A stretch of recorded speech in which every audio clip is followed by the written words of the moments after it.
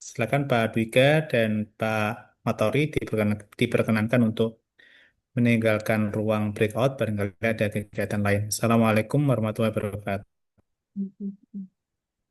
Selanjutnya Pak Fikri ya. Pak Fikri untuk Eh, mentor Sampun Rawo. Ya baik, ya. silakan Pak Fikri. Jika sudah siap bisa dimulai.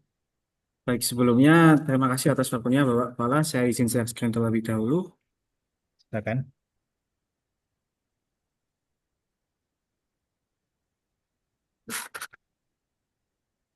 Baik, sebentar. Saya mode presentasi. Baik, sebelumnya Assalamualaikum warahmatullahi wabarakatuh. Selamat pagi, Ibu Penguji, Ibu Lili Nuralia, terus kemudian Coach Bapak Muhammad Miftahul Falah, dan juga Bapak Mentor Bapak Mahsun Al-Waib. Nah, di sini saya membawakan acara realisasi yaitu optimalisasi penggunaan media digital pada pembelajaran sosiologi di Mantiga Boyolali. Di mana yang melatar belakangi saya memilih ini yaitu karena setelah melakukan research dan mencari isu di mana di sini ditemukan bahwa kemampuan sosiologi siswa itu masih cenderung terbatas. Bahkan mungkin mereka sudah belajar 1 tahun pun masih kurang mengenal apa itu sosiologi. Terus ketika pembelajaran yang berlangsung, siswa tidak memberikan respon positif atau cenderung kadang mengabaikan guru. Lalu nilai sosiologi siswa masih banyak yang berada di di bawah KKM. Pembelajaran masih bersifat monoton dan membosankan, lalu juga sosiologi menjadi pembelajaran yang penting di era global sekarang ini karena menjadi modal di dunia kerja dan juga bisa mengetahui berbagai permasalahan yang di sekitar kita, yang terjadi di sekitar kita. Lalu ada tujuan aktualisasinya yang pertama untuk mengaktualisasikan nilai-nilai ASN, nilai berakhlak, kemudian melaksanakan fungsi ASN dengan baik. Lalu ada tujuan khususnya yaitu mewujudkan pelayanan publik di bidang pendidikan yang lebih baik dan salah satu upaya mewujudkan visi dan misi madrasah. Lalu manfaatnya bagi calon pegawai negeri sipil yaitu mengimplementasikan nilai-nilai dasar berakhlak bagi satuan kerja membantu meningkatkan minat siswa pada belajar sosiologi dan salah satu mewujudkan visi dari misi sekolah khususnya pada lingkungan Mantiga Boyolali. Lalu, bagi peserta didik, siswa dapat pelayanan yang maksimal pada pembelajaran sosiologi dan pelayanan tersebut merupakan optimalisasi wujud dari aktualisasi nilai-nilai dasar berakhlak. Lalu ruang lingkupnya di mana yaitu kegiatan aktualisasi ini dilaksanakan selama 30 hari pada Bitwasi meliputi bidang akademik, pengajaran, dan pengabdian masyarakat menerapkan nilai-nilai berakhlak. Lalu di sini ada profil dari Matika Boyolali itu sendiri. Kemudian ada visi misinya seperti yang ada di slide ini. Lalu dari situ deskripsi isunya, isu ini termasuk dalam kategori inovasi pembelajaran dan media sosial yang terdapat pada siswa yang agar memahami konsep abstrak sosiologi secara lebih konkret. Namun pada pelaksanaan pembelajaran sosiologi secara di Mantiga Boyolali masih cenderung menggunakan buku atau hanya metode ceramah sehingga siswa terkadang kurang memahami apa yang ada di pembelajaran yang kadang membutuhkan visual ataupun bahkan mereka seharusnya bisa memahami dengan belajaran yang interaktif tidak hanya satu arah. Nah, data yang ditemukan penulis ini kebanyakan guru-guru sebelumnya yang mengajar sosiologi yang kebanyakan belum atau mereka tidak berada di bidang sosiologi dan saya merupakan guru sosiologi yang murni dari itu, mereka cenderung hanya menggunakan LKS dan ceramah. Jadi cenderungnya mereka mungkin tidak menguasai secara menyeluruh dan hanya mengajarkan sesuai yang ada di buku. Jadi siswa cenderung bosan. Lalu dari analisis isu KPKL ditemukan seperti ini dan yang jadi top tiganya yang pertama belum optimalnya penggunaan media digital pada pembelajaran sosiologi di Mantiga Boyolali, kurangnya pemahaman diri siswa terhadap cyberbullying yang terjadi di sekitar dan juga belum optimalnya kedisiplinan siswa untuk berangkat tepat waktu. Lalu dari tersebut analisis USG-nya terdapat seperti ini. Yang pertama itu belum optimalnya penggunaan media digital pada pembelajaran sosiologi di Mantiga Boyolali. Nah, dari situ yang kedua, yang ketiga seperti tadi yang ada di APKL. Nah, dari situ analisis Fishbone-nya ada ini. Materi sosiologi berbasis digital sulit diakses terbatas, belum adanya sumber belajar digital interaktif, materi digital tidak sesuai dengan kurikulum yang berlaku. Lalu ada kurangnya pelatihan mulai media digital, belum terbiasanya dengan metode konvensional, jadi mereka masih terbiasa. Lalu keterbatasan kreativitas dalam memanfaatkan teknologi.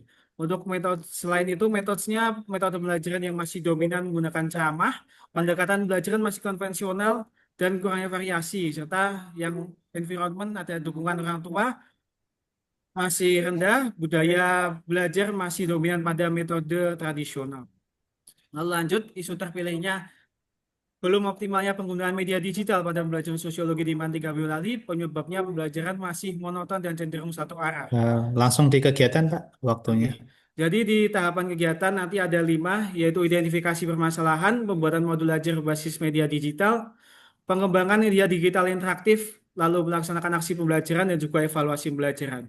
Nah, saya mengirakan jadwal kegiatan nanti seperti ini, identifikasi permasalahan pada minggu pertama, membuat modul sosiologi berbasis media digital minggu pertama dan minggu kedua, membuat dan mengembangkan media digital interaktif di minggu ketiga, dan yang terakhir, dan melaksanakan aksi pembelajarannya di minggu keempat, serta yang terakhir, evaluasi pembelajaran di minggu tiga dan minggu keempat. Nah, dari situ simpulannya berdasarkan itu penulis berikan beberapa isu tersebut diangkat menurutnya saya menarik ya karena ini perlu pentingnya dilaksanakan di sini karena penggunaan media digital itu di era modern sekarang ini sangat membantu guru maupun siswa memahami materi. Seperti itu mungkin kurang lebihnya. Saya kembalikan ke moderator. Terima kasih. Ya, terima kasih Pak Fikri. Selanjutnya adalah penguatan dari mentor kepada Bapak Mason. Disilakan Bapak. Assalamualaikum warahmatullahi wabarakatuh. Pak Fala yang Waalaikumsalam. kau hormati, Bu yang kau hormati, mohon maaf kami di perjalanan. Bahwasanya pembelajaran di era digital menuntut adanya inovasi dan adaptasi dalam penggunaan teknologi sebagai media untuk meningkatkan kualitas proses belajar mengajar. Rancangan aktualisasi dengan judul optimalisasi penggunaan media digital pada pembelajaran sosiologi di MAN 3 Boyolali merupakan langkah strategis yang selaras dengan perkembangan zaman. Media digital tidak hanya berfungsi sebagai sarana penyampaian materi, tetapi juga mampu menumbuhkan interaktivitas, kreativitas, dan keterlibatan aktif secara peserta didik dalam pembelajaran. Dengan pemanfaatan media digital, guru dapat menyajikan materi sosiologi secara lebih menarik, kontekstual, dan sesuai dengan karakteristik generasi Z yang akrab dengan teknologi. Selain itu, penggunaan media digital mendukung terciptanya pembelajaran yang fleksibel dan kolaboratif, di mana peserta didik dapat mengakses materi secara mandiri maupun bersama-sama, kapanpun dan dimanapun. Hal ini sejalan dengan visi pendidikan yang mendorong kemandirian belajar serta keterampilan abad 21, yaitu berpikir kritis, komunikasi, kolaborasi, dan kreativitas. Oleh karena itu, rancangan aktualisasi ini sangat penting dan perlu mendapat dukungan penuh agar mampu memberikan dampak nyata bagi peningkatan mutu pembelajaran di Mantiga Boyolali, khususnya pada mata pelajaran sosiologi. Demikian, mohon maaf dari kami. Assalamualaikum warahmatullahi wabarakatuh. Waalaikumsalam warahmatullahi Waalaikumsalam wabarakatuh. warahmatullahi wabarakatuh. Terima kasih Bapak Mason. Selanjutnya adalah pertanyaan dan penguatan dari Bu Lili. Disilakan. Baik, baik.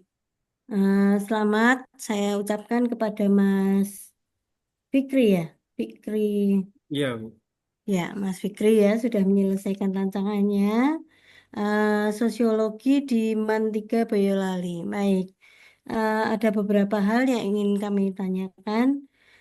Pertama ini Mas, terkait dengan ruang lingkup jenengan. Iya, Jenengan iya. ngajar sosiologi kelas berapa? Yang dijadikan sampel itu berapa? Saya ini kan ngajar 11-12 Bu. Totalnya itu 5 kelas. Mm-mm. Mungkin nanti sampelnya saya buat 3 kelas gitu. Nah, itu sampel 3 kelas itu jenengan tidak cantumkan di judul ya? Oh iya, tidak Ya, Bu. Oke. nanti agar besok outputnya itu kan yang dikasih perlakuan hanya 3 kelas, Mbok Iya. Menawi ya. Jadi biar eh, fokus eh, tahun ini mungkin atau periode ini 3 kelas dulu. Besok kan rencananya mesti semua kelas. Iya. Tapi Sekarang fokusnya pada 3 kelas dulu, maka bisa di judul dengan fokuskan pada 3 kelas ya. Kemudian yang kedua, eh, me- sebentar. Modul ya, modul ajar interaktif yang jenengan maksud itu seperti apa? Jenengan menyampaikan akan membuat atau menjadikan proyek perubahannya berupa modul ajar interaktif. Nah, seperti apakah konsep modul ajar interaktif yang jenengan maksud di sini?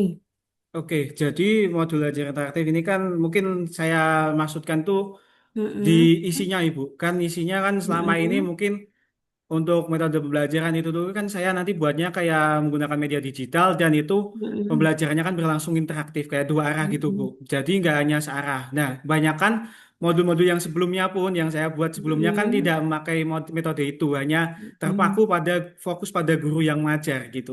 mm-mm. Jadi mungkin lebih isinya itu.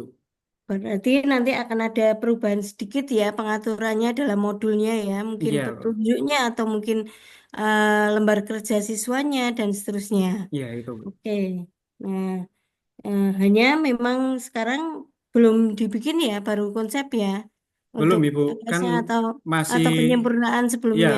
belum belum penyempurnaan sebelumnya. Jadi sebelumnya itu Mm-mm, masih ya metodenya ya masih menggunakan kayak terfokus pada guru saja mm-mm. gitu. Baik, baik. Untuk membuat modul ajar, waktu jenengan cukup sebulan ini? Cukup Ibu. Ya, oke ya. Jangan sampai nanti jenengan mentargetkan waktu 4 minggu atau 6 minggu untuk bikin modul ajar interaktif, tapi yang jadi nanti modul ajar biasa. Jadi harus ada bedanya interaktifnya dengan yang sebelumnya itu di mananya. Nanti di akhir besok kita tanyakan itu ya. Iya. Oke, baik. Itu saja mungkin ya. Kepastian untuk melaksanakan proyek seperti yang dituliskan ya. Nanti jangan lupa untuk pembatasan kelasnya Oh iya. difokuskan ya. Baik, Iya. terima kasih dari saya cukup. Ya, baik. Terima kasih Bu Lili untuk pertanyaan dan penguatannya. Terima kasih Pak Masun untuk waktunya. Nggih, Semoga sami-sami. semoga lancar perjalanannya Pak Masun. Amin, amin. Nggih, terima kasih Mas Oke, Salah. Selamat Nggih. Pak Fikri. Nuhun, Pak. Selamat Pak Fikri. Semoga nanti lancar ya untuk realisasi dari Bagus, rancangannya. bagus. Seperti itu. Nggih, Bu. Baik, saya rasa cukup. Silakan untuk bisa meninggalkan ruang breakout. Barangkali ada kegiatan lain. Assalamualaikum warahmatullahi wabarakatuh. Waalaikumsalam. Waalaikumsalam. Terima kasih Bapak.